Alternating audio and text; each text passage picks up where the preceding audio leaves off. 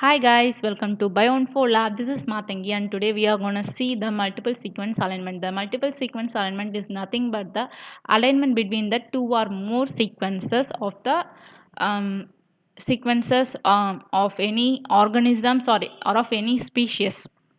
And the sequences can be any protein sequences and nucleic acid sequences. So we are doing this multiple sequence alignment just to study the evolutionary relationships between the different organisms and the different species. So by doing this, we are gonna see how the sequences that we have taken are evolutionary related and how closely they are related. So that's why we are doing this whole multiple sequence alignment.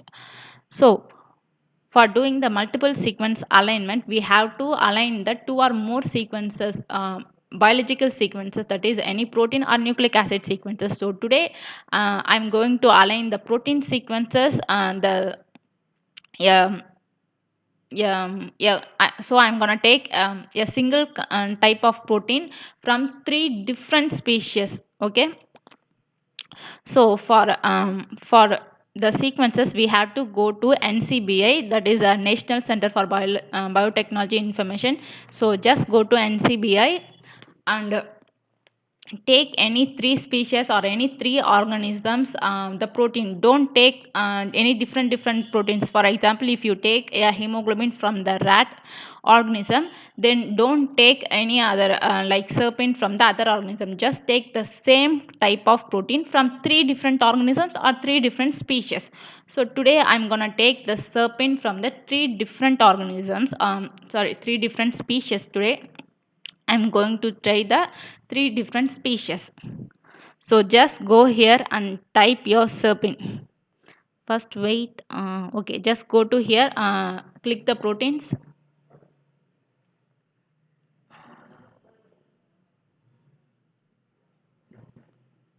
Then type the serpents. So I'm going to take the serpent A.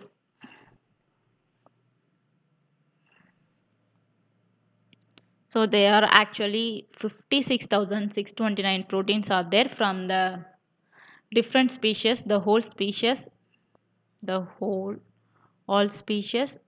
So just go here and search from which organism or which species you are going to see the take the this serpin protein sequence. So once you have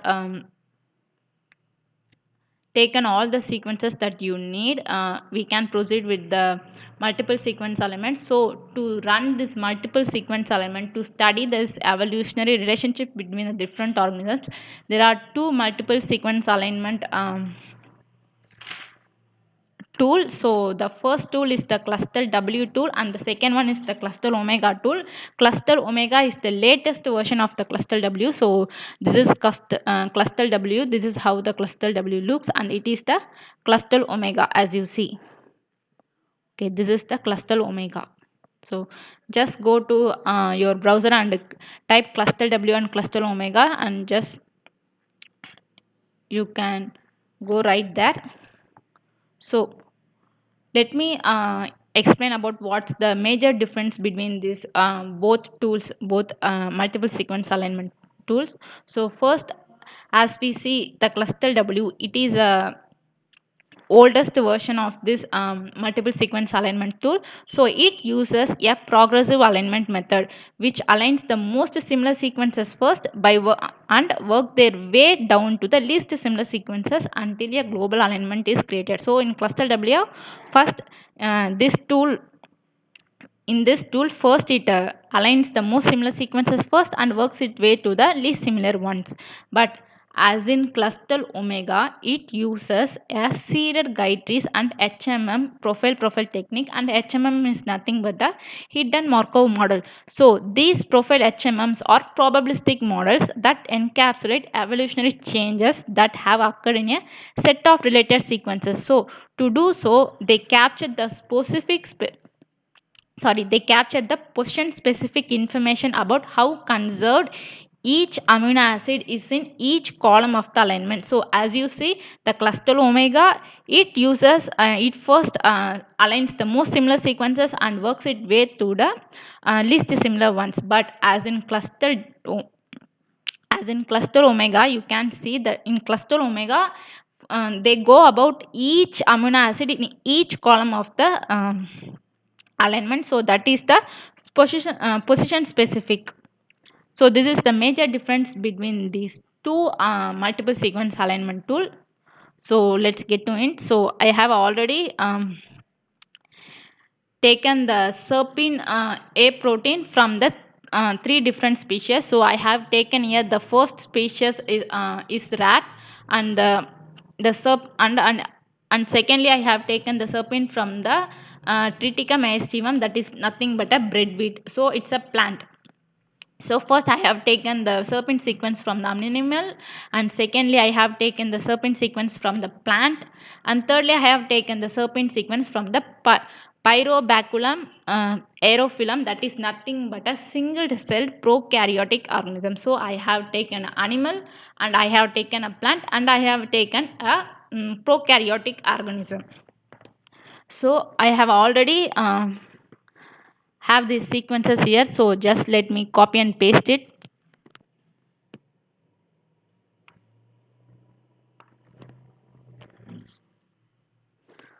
So once you have copied, you just have to paste it here in this box. So just click the execute multiple alignment, and as we come to cluster omega, just we have to give the same input sequences here too. So just copy and paste the sequences, and there's always the default output format is a cluster W with character count. So this default setting, it will fulfill the needs of the most users. So if you want to go for any specific like output, these output formats, a there's a not a lot of difference between these different output formats, as they are the limited to the character counts. But as in the basic level, as to study the evolutionary relationship, basically this clustered W with character counts is enough. So just click here, submit. So let the okay, cluster W has already given us the multiple sequence alignment cluster W. So can you see, these are the multiple sequence alignment.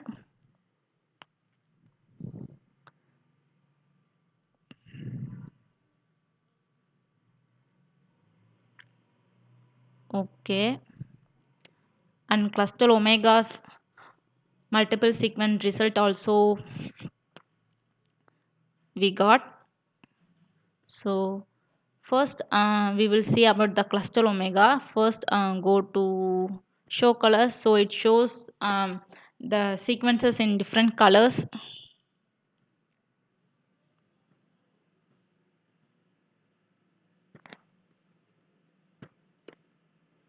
So as you see the screen, you can get the colors.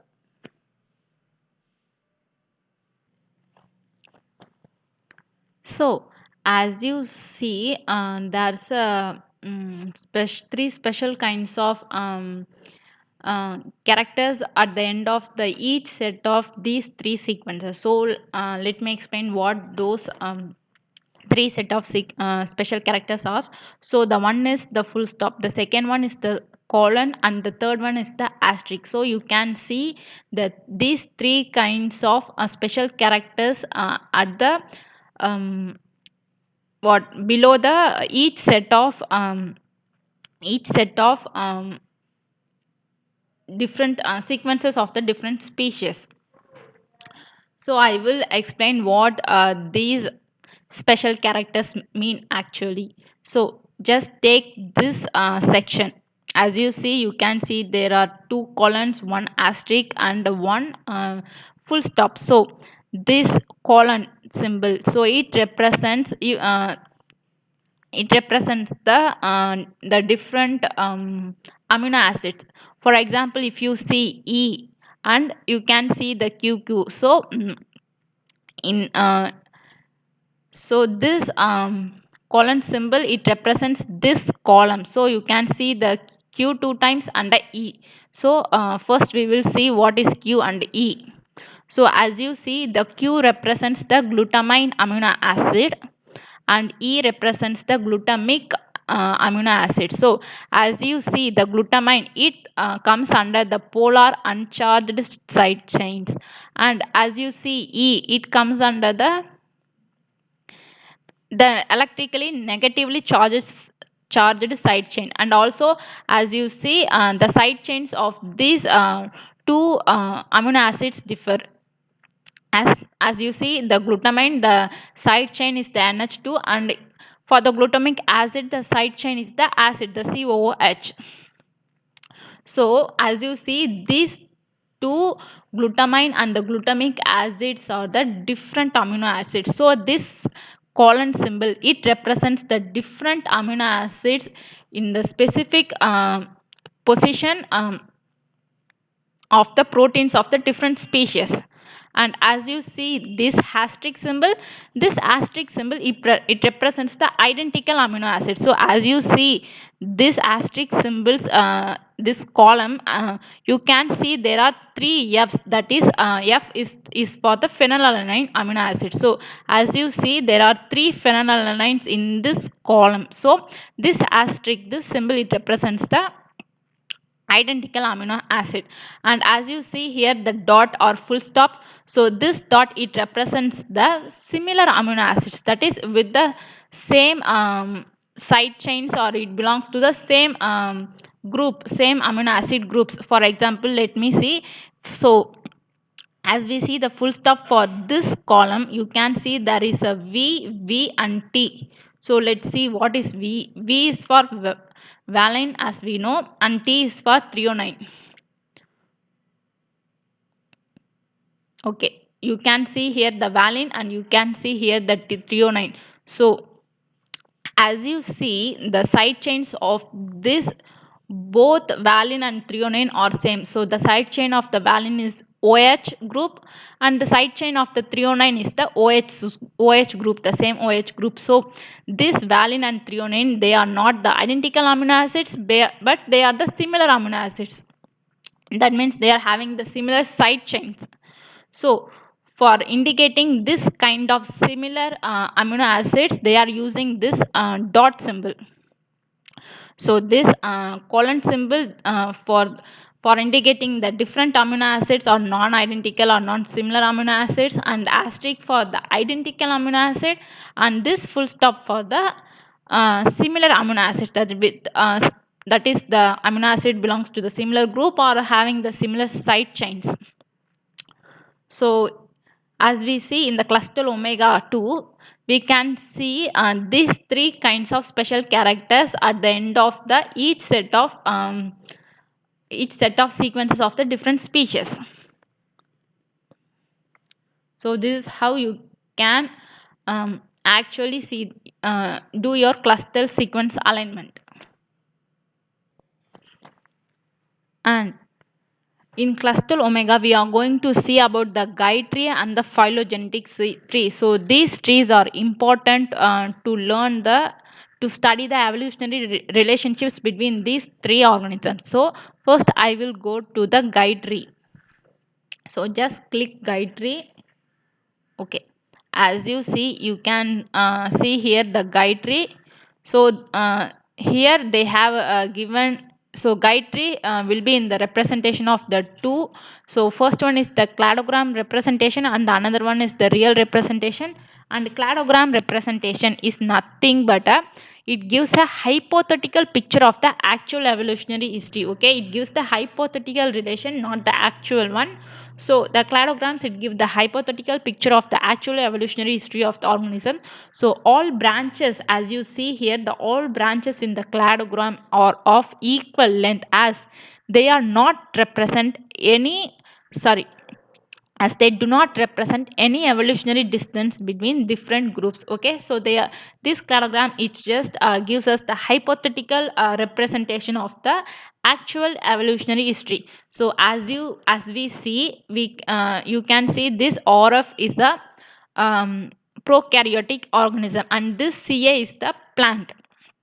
As I said before, the bread wheat, and this NP is the our animal, the rat. So as you see, this prokaryotic organism and the plant, as they are more closely related than they are to this animal rat. Also, we can see this evolutionary relationship not from this cladogram. We can also see this study this evolution relationship distance from this guide tree. So I will first explain what is guide tree. So guide tree, it is calculated based on the distance matrix that is generated from the pairwise score. So as you see, uh, this guide tree is given with the distance matrix for each of these different species. So as you see, as I said before, this NP is the rat. So for rat, it's giving the distance matrix at 0.42 something, and for CAA and RF, as you see, for the breadwheat plant and the prokaryotic organism, the prokaryotic single celled one, it's giving the, it's showing the distance matrix at 0.38 something. So as you see, these two distance matrices are equal, I mean they are like identical. There is no different numbers, they are just identical. So from this identical distance matrix, we can conclude that this plant and this rat, they this sorry this plant and this single celled prokaryotic organism, they are more closely related than they are to this rat. And as you see, the rat is far related to this plant and far related to this prokaryotic single one. So from this cladogram, we can conclude that plant and the prokaryotic one, they are the more closely related than they are to this animal. So as you see, in real also it's showing the same one. So as you see, the here also it's they have given the same distances for plant and the rat. And as you see, the distance matrix of the rat is somewhat different from the plant and prokaryote. Okay, so now we will just go to the phylogenetic tree. So phylogenetic tree. So, okay, phylogenetic tree. So first, let me explain what is phylogenetic tree. Phylogenetic tree, it is calculated based on the multiple alignment that it receives. Okay, so this is the actual phylogenetic tree of the sequences that we have taken. So phylogenetic tree, it is calculated based on the multiple alignment that it receives. Okay, and it gives an actual representation of the evolutionary history of the organisms. That is, this phylogenetic tree, it gives the actual representation of the evolutionary history of the organism. So as I already said before, you can see here, and in a phylogenetic tree, as I said before, it is calculated based on the actual representation of the evolutionary relationships, uh, act, calculated based on the multiple sequence alignment that it receives. So here in the tree data, you can see there's a very slight difference in the distance matrices between this plant and the single cell prokaryote. And also you can see there's a huge distance matrix differences uh, from these two. That is, the distance matrix of the rat is 0.42898, and it is much higher and much more fairer than these two values, that is 0.34, 0.34. So from these three sequences we can conclude that plant and the single celled prokaryotic, they are more close related and they are having the common ancestor, as they are having the common ancestor. And let's go to the guide tree again. So as I said before, can you see here the nodes? So these nodes, they represent the common ancestors, that is these two, that is the plant and the single celled prokaryotic, they are having the common ancestor. And this common ancestor and the rat's common ancestor, they are the one. So as you see, this plant and the rat, they are having the common ancestor, so they are like more closely related than they are to this rat. So this is how you can actually do the multiple sequence alignment and get the guide tree information and the phylogenetic tree information. And also you can see here the actually you can see here the alignments, how the amino acids in each set of the sequences of the different species are related. Are they conserved throughout the species or not, or there are different amino acids in the species in the specific positions or not. So we can get this information from this multiple alignment sequence. Also we can get how closely they are related, how evolution they are related, are they really more closely related, are they having the common ancestors. So we can get answers to these kind of questions from this multiple sequence alignment. So this is how you can use this both tool. And as I said before, this Clustal Omega is the latest version of this Clustal W. Okay, so Clustal Omega is the latest version, and Clustal W, as I said before, it aligns the most similar sequences first and work its way down to the least similar ones. But Clustal Omega, it goes about each amino acid in each column of the alignment. So that is the major difference between these two multiple sequence alignment tools. And that's how you can take the sequences you want or you need from the NCBI, and you can proceed the multiple sequence alignment with these two um, multiple sequence tool. So that's all for the today's video, guys. Thank you so much.